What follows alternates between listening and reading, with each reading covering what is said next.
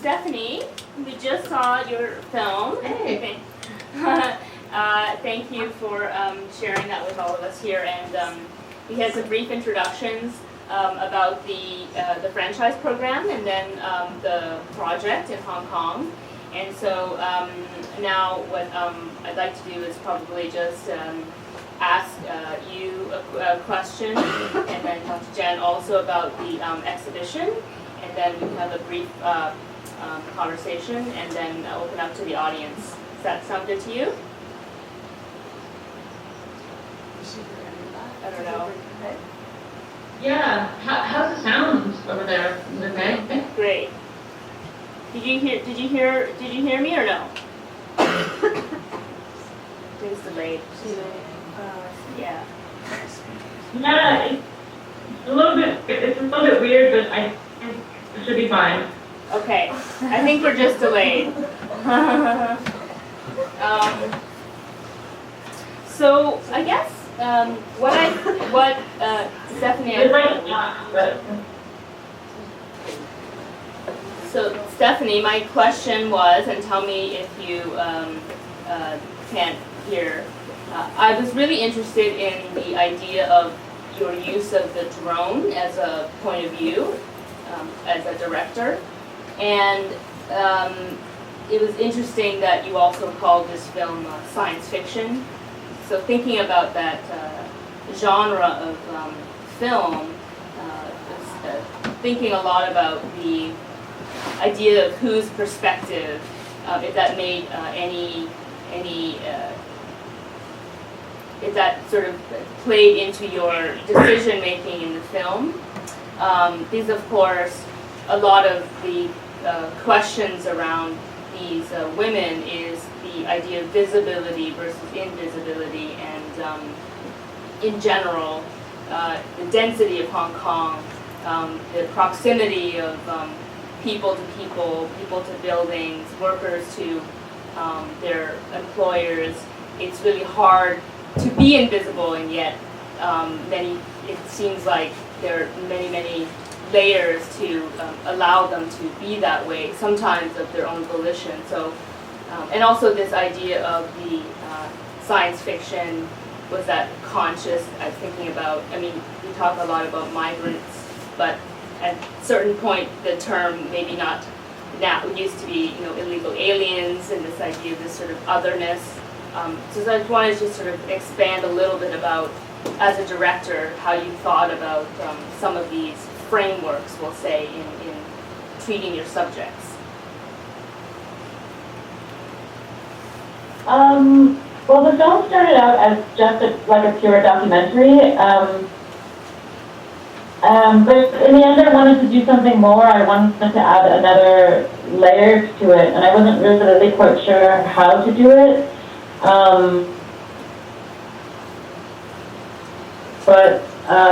And also a part of it was how I was going to shoot it, and I was thinking of shooting with cell phones initially, and then also I was thinking about using the drone, and the drone counteracted the cell phone. The cell phones are really personal, and the drone kind of looks from above, and in a way,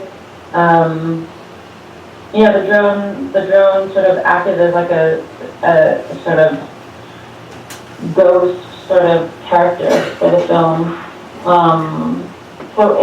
Initially I was just looking at it from like a technical point of view and how to shoot the film, because I knew I didn't want to just make a straight ahead documentary with just the camera pointing at the subjects. I wanted to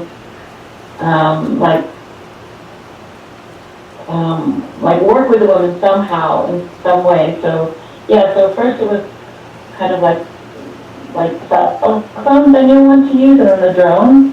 And then in using the drone, that facilitated the idea of a more science fiction narrative. And within that, I was able to write something that was fictional, or partly fictional. And the science fiction documentary came sort of like after the fact, I guess, like after the drone was used. Yeah, I don't know, Hong Kong is such a crazy place. It's so insane to actually go there. It doesn't look like anything I've ever seen before. It doesn't look like Japan or Korea or anything. It's so super condensed, and the idea of space being at the core of like what everyone is talking about was always something that was really interesting to me about Hong Kong. And yeah, I started thinking about the film because I saw this documentary at the Architecture Biennale a couple of years ago, and there was a film made by Spanish artists because they had to focus on the Norman Foster building, which is the HSBC building in Hong Kong, where a lot of the women hang out on Sundays. And that's sort of where the whole idea came from, basically. And also, I was also really interested in like migration and where migrants end up and how they affect the landscape, and also how the landscape affects them. And yeah, I mean, my parents are immigrants from the Philippines in Canada, and so it's something that I'm always looking at and thinking about, and that's sort of present in the rest of my work as well. I was just asking you about the science fiction because I was thinking earlier, a few days ago, and just again earlier today about what I'm calling sort of filmic presentations of presenting women in domestic situations, and I only came up with musicals, you know, from like Mary Poppins to The King and I guess would be the closest to what we're talking about, all sort of from the sort of mid-50s to around the 60s. And then thinking again about other types of narratives like that in television and film, of course, more related more to, I guess, domestic service, we'll call it. And I bring that up, Downton Abbey would be one, Gosford Park, and then The Remains of the Day. Oh, I bring up these British examples because, of course, Hong Kong is a colonized, or was a colonized country, and in relation to that, there is a long, long history of domestic service in the UK, but not of, let's say, other races coming in and serving the situations. So I was thinking a lot along these lines, just to give people a bit of context that plays a lot into who has servants in Hong Kong. The other thing I thought a lot about, which then I'm going to sort of jump to Jen in setting up the exhibition, because yes, the idea of space is very, very dense there. Just to give you context, I started thinking of other forms of public congregation, and of course the most obvious example is the most recent umbrella movement, where people were sort of sitting quietly, like these ladies, in a public space, and congregating and sort of not protesting, but at least, you know, in communal gathering for a common purpose. In their case, sort of really just to commune with each other. The other example that I will bring up is there is also a system of people who push carts around and collect cardboard, their garbage, and then the cardboard is almost 90% like women. I don't even know how, very quite senior. I don't know how they do it. So sort of if you sort of just these women you see, it's very obvious on Sundays, it's their day off, and they congregate in these spaces that, you know, otherwise are for sort of corporate use. But in these other cases, sort of, it's sort of, if you just turn a little bit, you'll see that there are all these kind of like undercurrents of different kinds of systems of how this I guess city works in a way. So with that in mind, what I found interesting about this exhibition, and I'll just explain it because I had an opportunity to see it, is that it took place sort of in a public, a walkway that is one of the places where these women congregate. And just to sort of preface it a little bit, and then sort of ask you what I wanted to ask you, why you selected that place. there are some other examples of recent exhibitions looking at this topic. Most recently through Parasite was one, also working with domestic workers, but it was in their space, which is like a white cube, so it was more taking those topics and putting it into an exhibition format. There are some other artists who are working this way. Tintin Wulia is another artist who did a presentation, but as part of Art Basel. Tiffany Chung is another artist who works around these things, issues. And then some historic examples I was thinking of. But with that in mind, like, what was it important for you to have it in like a location that literally was mirroring the subjects that it was talking about? And did it make a difference? Did they understand? Were they interested? Maybe we could just go back to what you were talking about these kind of undercurrents in the urban environment that are not necessarily visible when you first look at them. So, okay, from an architectural point of view, when I think of Hong Kong, of course I thought of the HSBC building. It's like every architect's favorite building. It's such an icon, right? So Yeah. when Stu Ying came from Hong Kong, and she said this thing happens on Sunday, and domestic workers just fill the space and make their own structures, and all over the city the same thing happens. It was really like this paradigm shift for me in thinking about that architectural icon. So the architects, they design it, they do the drawings, and their work is finished when the building is completed and opened.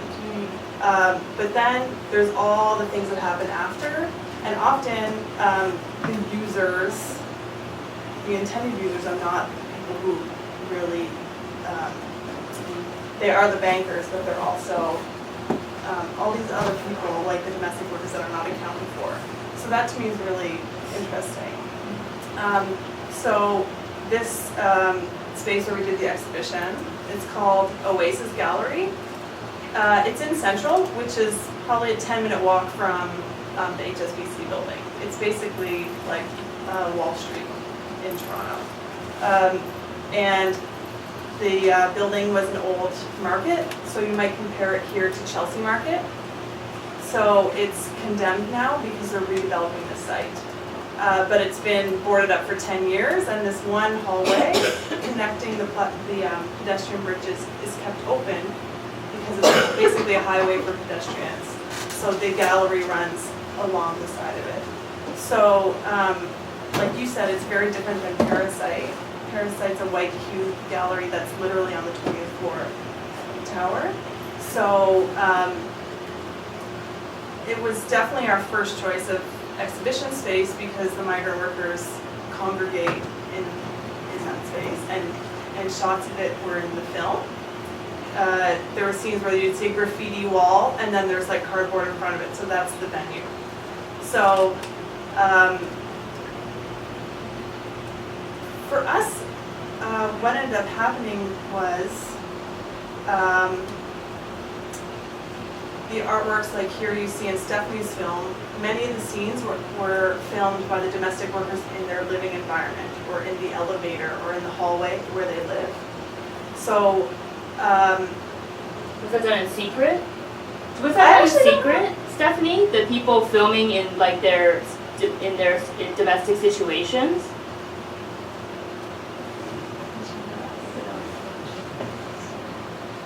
I mean, I don't know. I think that,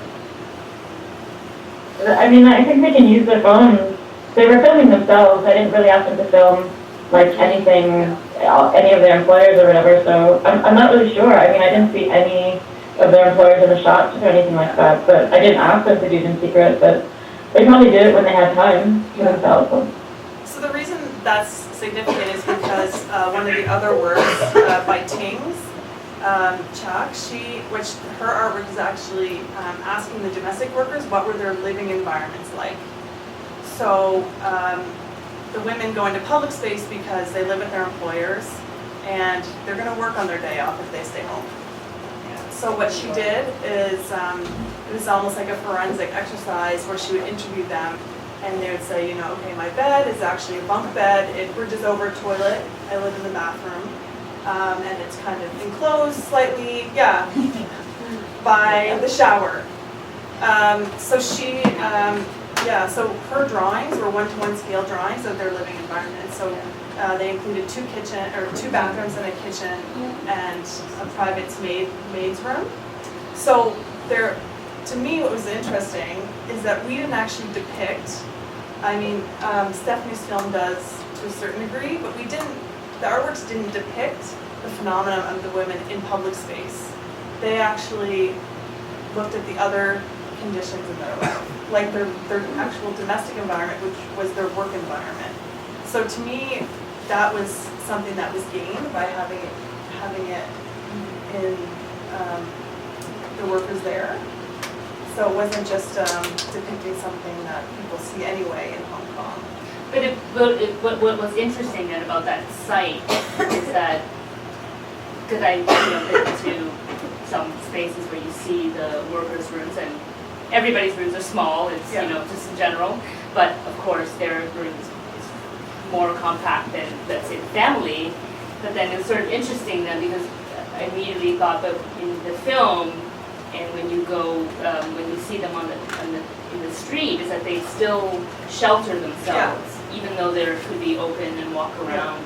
So in some ways, you presenting these plans were even more open than these women in the public, look, where they're still kind of covering themselves up and creating, in essence, kind of like a mini city within a city of these kind of provisional cardboard structures. See, like the accommodations that they're given by their employers, who they have to live with, they're not of their own making.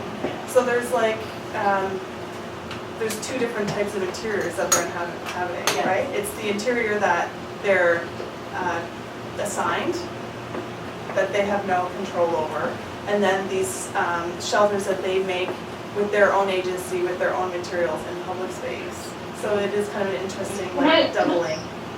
Can I interrupt and ask you guys to call me back, because the reception is just really, really, really bad, and I can't understand what you guys are saying right now. Sure. Sorry. Yeah? Okay.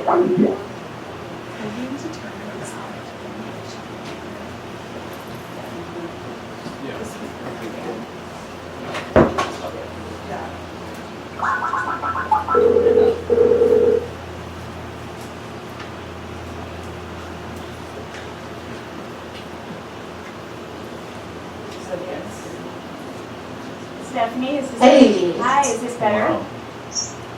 Yes, better, thanks. I'm going to turn you around the face then, just so short microphones maybe. Yeah. Okay. Hi. So we were just talking about how the the concept of space, and how with most of these workers, their where they live in the home is quite small and not of their own making. But when they go outdoors, they're congregating among their fellow domestic workers, but it's still kind of sheltered within these kind of cardboard structures. And the drawings by Ting's drawings were kind of even more open in that context of the walkway. So it made me think about this idea of escape and perspective, and how you gain access to more space. And one is what we're doing now, which is through the virtual space. And that was getting maybe a little bit back to my question about why, sort of the idea of the science fiction, the use of the camera, the idea of interacting with the drone collecting this kind of memory. How much does that play into the people who you were speaking with? How important it was to have, let's say, the virtual space as something that gave them freedom to sort of basically reach out to people, because you said, and the ways they were doing the ways they were doing that. One you said had like a YouTube channel, for example. want to speak to that a little bit? Yeah, well, in my initial research trip there,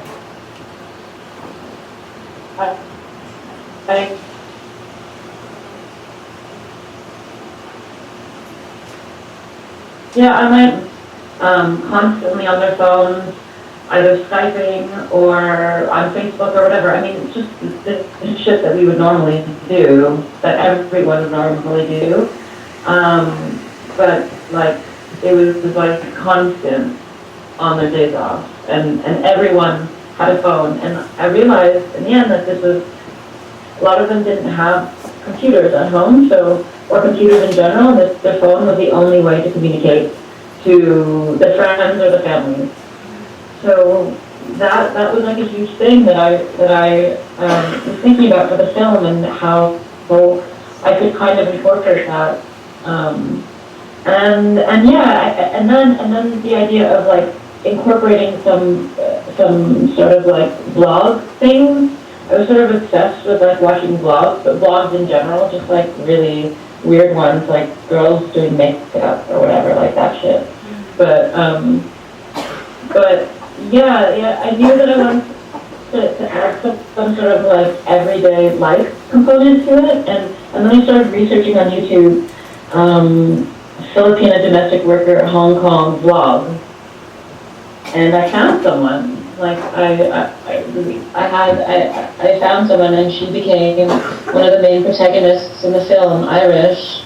She has a blog on YouTube, and you can find it. It's really cool, actually. Like some of her videos talk about being a domestic worker already, and she gives you tips on what to expect, and also like how to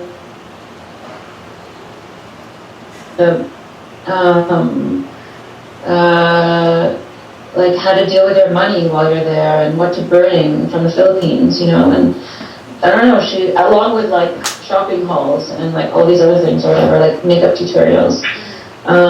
But yeah, I contacted her on YouTube, and she responded right away. And when I went there, we met, and she was really cool. She asked a couple of her friends to become involved, and that's how it developed, really. Yeah, it was great. I mean, I wasn't really sure how I was gonna convince people to be in the film, but I knew I wanted this vlog component, and YouTube is amazing. Yeah. I guess maybe one question and a comment, and then I can open up to the audience.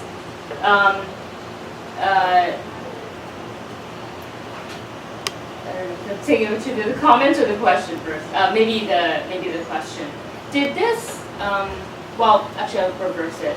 One thing I thought was really important to mention in this context is the in this idea of having, I guess, proximity. Everybody's so close together, and how these domestic workers live in the homes. Some of them travel in and out, but in general, sort of one thing that I noticed living in Hong Kong is that the idea of the family is just most people still live at home. Like a lot of my colleagues still live in their homes, and the idea of the familial is even quite specific in terms of how they relate to their sons or daughters as artists. And we've actually done entire programs on how parents feel about their children being artists. So it's not like that thing you have here about, well, you know, that some famous artists, you know, that have parents who are artists. I mean, it's just a whole different sort of context. So it's interesting to see how those kinds of frameworks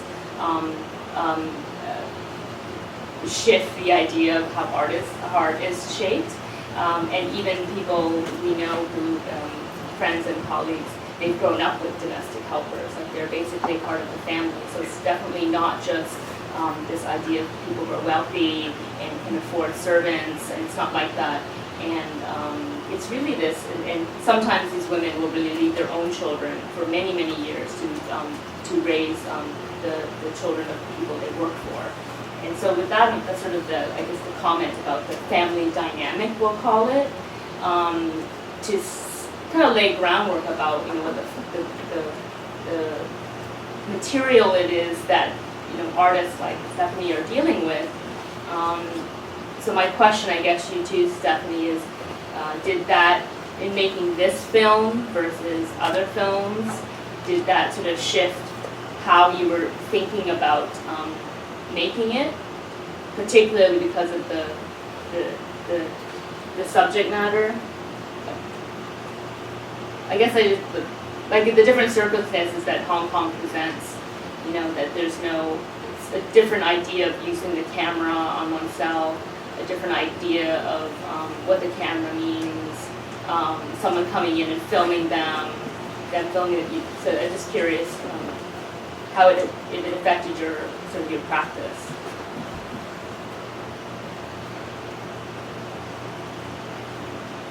I didn't really get the first part of your comment. Sorry, it cut out. Okay. Can you just like quickly summarize that again? Oh, I was just. I got the last, but not the first. Yeah. No, I just wanted to sort of lay the groundwork about how just the sort of the very groundwork and the structures in which the circumstances for, let's say, the content that you were filming is quite different in Hong Kong, as we were talking about. So, in making this video, did it change your sort of your the way in which you work? Let's say, because it's not the same as the history of video art here, for example, or maybe where you are in Berlin. Yeah. Did it change the way I mean, I always really, a lot of the work that I do is really like people oriented. So I'm always like working really closely with people whenever I make anything, and that. And talking about kind of like personal things or trying to relate to them in some way. So I don't think it's really different from the way that I make anything, except for I taught myself how to fly a drone.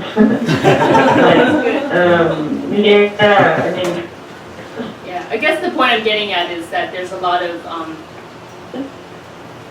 the idea of mediation, the idea of mediation around things. Yeah, I'm just saying it's more a question about the mediation around topics like domestic service, around, you know, even movements. They're much different, and I'm curious because of the approach that you're using. If in being there and actually being there and seeing it and being a part of the circumstances, how it sort of affected how you the output or your direction that you took. It's really sort of more the question. And maybe for you. I mean, yeah, of course. Yes, I mean, the topic is so, like, I'm a Filipino woman, you know, like, it's something that is, like, super present and has always been really present growing up in Canada and wherever, you know. There's such a stigma and like, yeah, if you're a Filipino woman, if you're, like, stupid, you could assume that this woman is, like, a domestic worker, you know, like, it's a stereotype, and it's like, I mean, it exists in a very, very different way in places like Hong Kong and the UAE, but yeah, I mean, I still don't understand it totally. I had a month where I spent talking to NGOs and the women and trying to figure out the situation a little bit on a surface level, but I mean, it seems super complex, and it's a systemic thing that's happening in the Philippines. That's like the reason why these women are going abroad is because they're not able to get jobs in the Philippines, even if they're educated, you know. So they have to go abroad and clean toilets and take care of someone else's child and all these things. Yeah, it is. Yeah, of course, it's personal. I mean, it's yeah. I don't know, is that? No, I just wanted to sort of get your response and see if you have any. I think that's what we found when we were doing research. So Suying and I would go, Suying is Chinese Canadian, so we would go to these locations in Central where the domestic workers would spend time. And there's a lot of signage in many languages saying, don't sit here, don't hawk, don't blah, blah, blah. And it was really interesting for me to see how the rules were not applied to me. So if I sat on a stoop or a step, I would not be shooed away by the security guards. So that to me was really eye-opening in the selective rule enforcement. We were concerned. We talked to someone in the government who worked in Canada for Hong Kong, and as soon as we mentioned the topic, he's like, domestic workers are controversial. Like, no matter what you say about them, if they're mentioned, it's already in the controversial territory. So that was really made us think twice about, like, oh, should we censor ourselves? Should we be careful about what we say? But I think that what's interesting about, like, Stephanie's work, for example, and Ting's work as well, is that it's quite subtle. So if the domestic worker mentions she's on a diet, it's because she's not getting enough food from her employer, right? But I think that that's the kind of language that, and kind of frequency that the domestic workers are existing along. And that's how they survive, and that's actually the tool that the exhibition uses as well. So let's just say when we applied to use that venue, we completely repackaged the ideas that we were interested in the exhibition. We said Hong Kong is a place where everyone is welcome. It's a world city. So we're going to do an exhibition that just happens to be about this group. So we definitely fine-tuned our language depending on who we spoke with in service of the greater project. So that was how we responded to the context. Just maybe a last note, and then we can, if anybody has any questions, in terms of, we hear a lot about any kind of, I guess, migrants, no, is the word, but it's been many other words have been used to describe that condition of displacement in effect, but the idea of being, undocumented, documented, everyone in Hong Kong actually has, like, not even like getting your driver's license, you have an identity card. And everyone has to have one, and they will go around and, like, ask you for it sometimes, especially if it's somebody who they don't think maybe, then they'll, harass you for it. Yeah. I mean,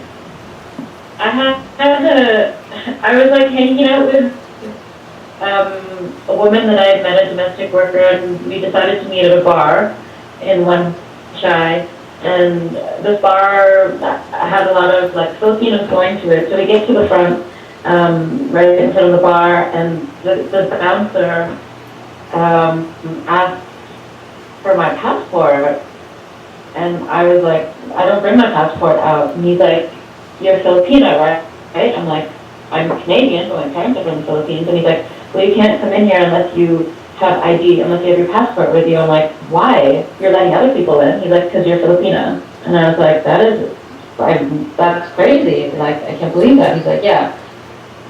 Because Filipinos are being checked, if they don't have ID with them, then they're subject to, like, deportation or whatever. But it was crazy. I'd never been profiled like that before, ever in my life. Yeah, as an anecdote, I was born in Hong Kong, and I even have, like, my birth certificate. Even I had difficulty getting some kind of paperwork, so it's just it's very, very a completely different system there. So I don't know if anybody in the audience has any questions about either the film for Stephanie or life in Hong Kong, or more questions about the exhibition. I'm happy to answer any queries. Can any one of you talk more about the racial issue in Hong Kong? Because my impression during the umbrella movement is that the narrative, the political discourse towards mainland Chinese could be a little nativist or racist even sometimes. And as it's happening, does that affect the condition of migrant worker as well, or is there any correlation between the two?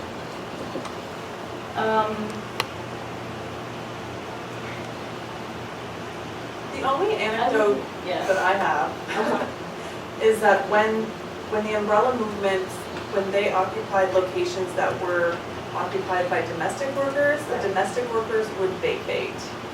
And the reason was that they have to be careful, right? So the domestic workers like, we don't want to be associated with the umbrella movement because we need to protect ourselves. So they would leave, and then when the umbrella movement kind of dispersed, they returned to the spots that they typically used.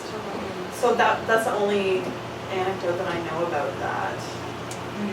And I know this film is about Central, but they don't only congregate there, they also in parks and here and there. I didn't personally jump in and witness that. I think that's just something that sort of, if it's going to happen, it happened maybe on a daily basis, but at that time, I didn't feel like it was exacerbated. And people should probably already know, for the most part, you know, the movement is understood as being like it was very civil, just like these women are congregated in a very civil manner. Unlike maybe some other kind of protests that happened, this wasn't, you know, people were they were reading groups, people were like cooking. There was some violence, but there was some and they were mostly centralized around, you know, Admiralty and Mongkok, certain parts of where lots and lots of people congregate in general. So that was a way to disturb the, you know, the ability for people to function on a daily basis. And the only time that there was some fights were after a long time, you know, people's businesses were being affected. So they were supportive and they weren't. Or there was some talk about people being paid to start fights to kind of create disruption amongst the crowd. But to answer your question, those were the things that I sort of heard about.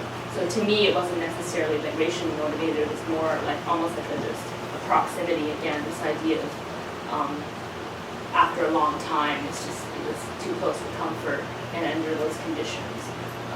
I guess my question is more that during the umbrella movement, there was also a massive protest at the port, one of the major port in Hong Kong. But the media wasn't really covering the labor movement together, put them in side by side with the umbrella movement. Of course, yeah. Right. So, and in relation to the migrant domestic worker condition, I was assuming there's also NGO working on various perspectives. I'm just wondering, like, do people try to bring them together or connect the dots and into the political landscape?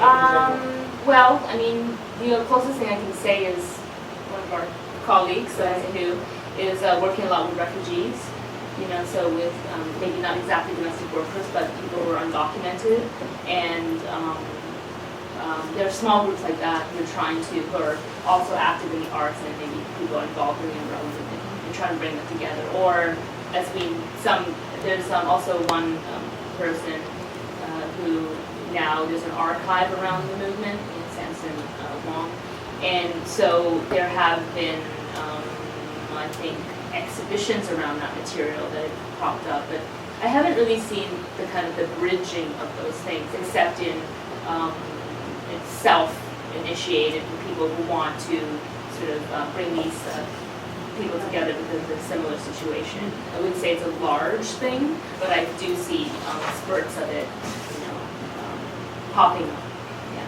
There was something that you did hand raise. I actually have a fairly similar question. I was just wondering if there's some way in which the women gathering outside of this exhibition, but outside of this exhibition, which kind of has undertones of very subtle protest about it. And you mentioned the I'm on a diet thing and the drawing of their apartments being kind of just no comment, but just showing how small they are as a fact. But outside of that, is there anything about the women gathering on Sunday, the ways they do it, that is a protest itself, in the opinion of Stephanie or Jen? Or Well, Stephanie, I remember one aspect of your film where you, I think it was the mountains, and you open up with the idea of how they how they congregated in, you know, maybe the Philippines, was also how they found comfortable spatially, maybe sometimes we recreate, right, what we're used to in another environment because we feel comfortable. Did that play into the way in which you, I think it was right, the relationship between the landscape, right, and then the cityscape.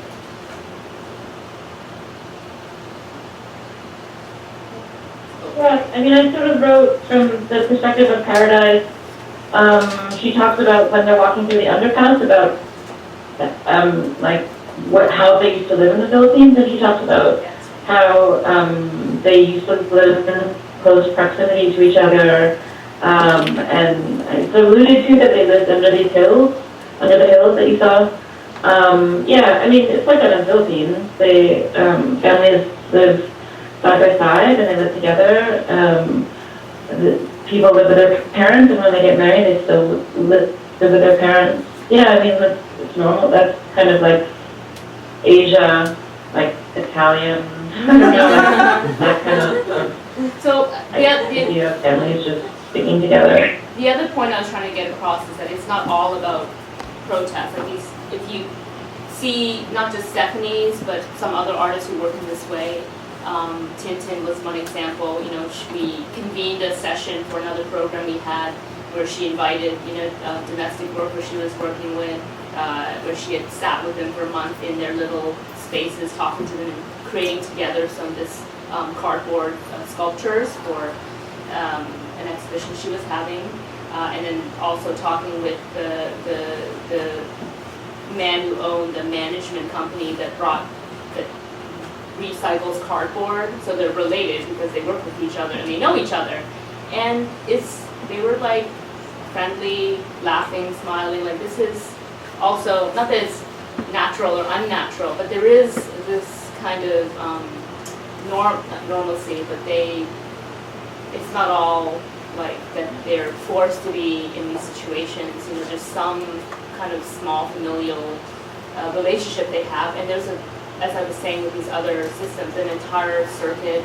You'll see them also not only congregating and eating, but like selling things to each other, packaging things to send home. Like it's like a whole mini world unto itself, which they, you know, I would also say that in some ways they also enjoy and look forward to. Yeah. Like in terms of like overt or covert forms of protest, like the striations would be like, because they gather, they can pass on messages to each other, like, oh, didn't you know that you're not supposed to pay a fee to an agency? You got to get like someone to help you with your money, right? So there's like information shared, and then the next level would be where they're convening, and someone may decide to join a labor union because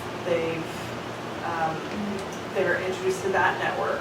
And then it goes all the way up to like an overt protest with placards. Mm-hmm. So you see the whole spectrum. But because they're convening in this kind of friendly, friendship-oriented way, it's, like I said before, it's a great cover because they use it to make money because they do their friends' nails, but they're actually running a business, right? So the protests vary in terms of like what you imagine like a political protest to be, and then just how they manage to operate. Anything to add, Stephanie? No, I don't know. I think on following the kind of, it might be interesting for everyone to hear about the other program that you did in Hong Kong with the employer contest. Oh, right. So the third artwork, sorry, I haven't mentioned it yet. It had two parts. One were thank you letters written from the employers to the employees, which were made into posters. So this kind of doesn't sound that big of a deal, but this very public thank you to domestic workers was actually pretty radical, I guess you'd say. And then the second component to that project was the Best in Outstanding Employer Award. So there's often awards given to best employees, which doubled down on this idea of like work very hard and stay up all night and do a good job, but this was to highlight how to be a good employer. So the employees nominated their employers, and then they had a ceremony a couple of weeks ago and gave the award. And I have to say, our intern from Hong Kong, when we told her about this employer award, she almost fell over because she couldn't imagine this working, but people were nominated and it worked. So yeah, definitely atypical. Just to, I think, as in maybe an anecdote and any more questions, we can answer them. One thing that I've actually found interesting, I brought it up a little bit before, and I keep hearing it popping up, is, there's an interesting, I think, for you, Stephanie, as well, like maybe untapped relationship to the history of like domestic service in other places that in some ways I think relates to how it's come about that there is this huge population of migrant domestic helpers from the Philippines.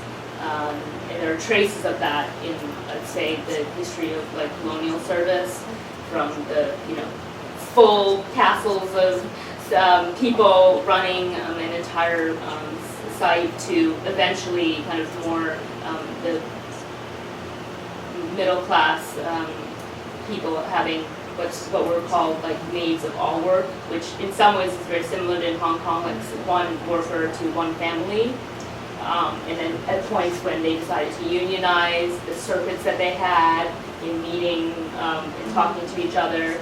And so there's a lot of, I think, history behind this idea. It's just, I think, what's interesting about it in Hong Kong, and I think you created that in your work, Stephanie, and in the exhibition, Jen, is that what I think Hong Kong offers is that it's just so concentrated because of the idea of property. And we know that that's very true in New York as well. And there's great examples of that, that we've been, I was just thinking of today. There was a classic show, I think an old show through the Whitney Independent Study Program. It's called Dirt and Domesticity.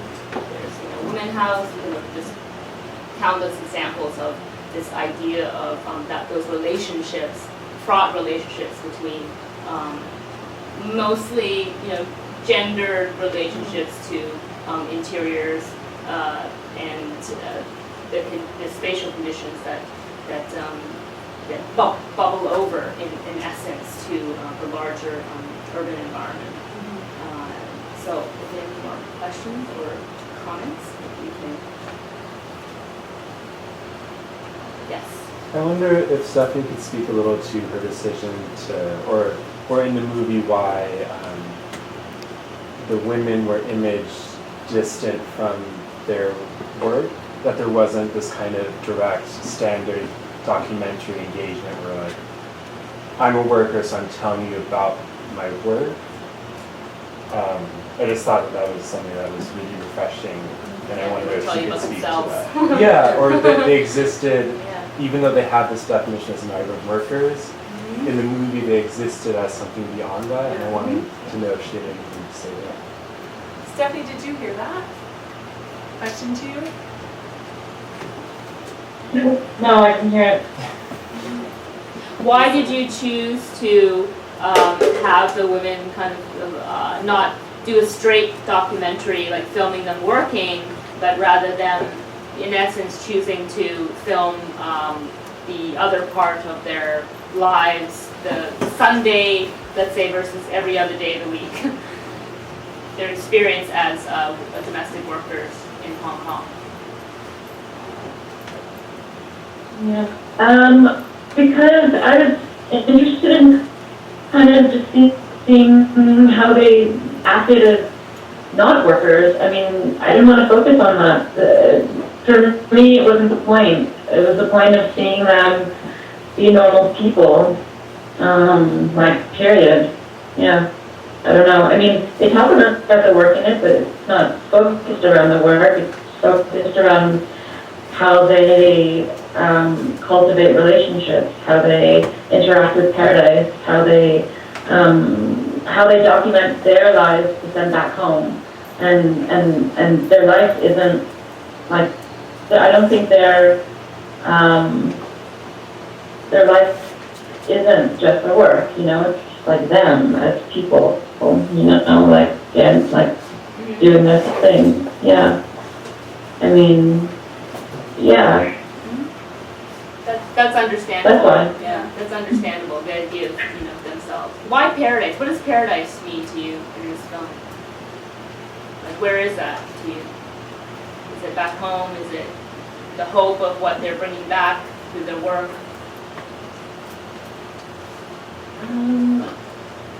Paradise was a jacket given to me by a friend of mine. But it's still He had written connotations. Paradise on the back. Yeah. And then, no, actually, like, so he gave me the jacket, and it had, like, this amazing jacket that has, like, it's made out of reflective tape, but he's Filipino, and he put the word paradise, but the sun from the Filipino flag on the jacket. So I was wearing it around for a few days, and started thinking about the title of the film for some reason, and then it was only after that I started writing the script. So you wear it on your body as you move about. It has to be on you, it sounds like. You take it with you. Well, I mean, this is kind of how the idea started, but Yeah. yeah, I mean, have paradise, I don't know, I guess it's home, Yeah. really. Well, it's a question, right? Like, what's home? At a certain point. Well, maybe with that, you know, that's Well, if maybe. it's a jacket, you can take it with you. Exactly, that's what I was saying. Yeah, definitely. On your person. Exactly. Any last questions? Any last questions? Okay, well, to say thank you for attending, and we're happy to take any informal queries about life in Hong Kong or the program. And I want to thank Stephanie. Thank you for, I don't even know what time it is in Berlin. Maybe, thank you for Skyping in, and congratulations. And Tanisha from afar, and also Jen. And I'm going out for a drink. Great.